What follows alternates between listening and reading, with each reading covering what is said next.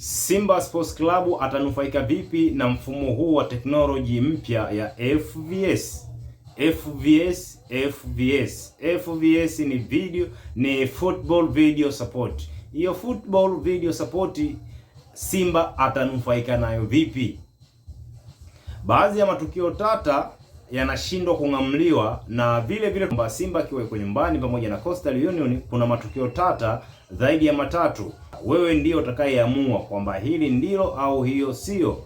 Utatuambia kwamba mimi leo sihitaji kuwa jaji wa haya mashindano. Tumeona kwamba Simba amefanya possession nzuri, lakini Coastal Union amekuja kwa mfumo wa kujilinda, tofauti na mechi iliyopita alipokutana na Yanga na hakucheza kama vile alivyokuwa anacheza na Yanga. Mechi ya Yanga na Coastal Union, Coastal hakwenda kumheshimu Yanga, alifunguka zaidi, ndio maana akapokea kipigo cha magoli 3-1. Hii leo Coastal kaja kwa mfumo tofauti, mfumo wa kujilinda, ndio maana akapokea kwa adhabu ya goli 1. Yes, lakini kwa jioni sana, tafuta ni kutafute, dakika za jioni Simba apata goli 1 kwa Ismail Tule kwa goli ya kichwa, ukiwa katika mpira wa kutengwa ni free kick.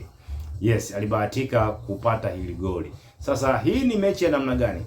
Kwamba Coastal Union imekuwa mfupa mgumu kwa Simba au kuna namna yoyote? Sasa hii leo wewe mpenda soka, wewe utaniambia kwamba hii ni nini? Walistahili kutokana na kiwango cha Simba kwamba kuvuna hicho alichokivuna? Tukubali tukatae kwamba Simba ina kazi ya kufanya. Simba ina kazi ya kufanya kweli, kuanzia mwanzoni, katikati pako vizuri sana, lakini wajaribu kufanya namna yoyote kuhusu juu ya mshambuliaji. Uyanyosha maelezo juu ya haya, njoo kwenye comment basi tuambie. Ila kama bado hujasubscribe, hebu tafadhali unapo video hii subscribe, ili matukio tata kama haya mimi nitakuwa nakusogezea karibu. Yes.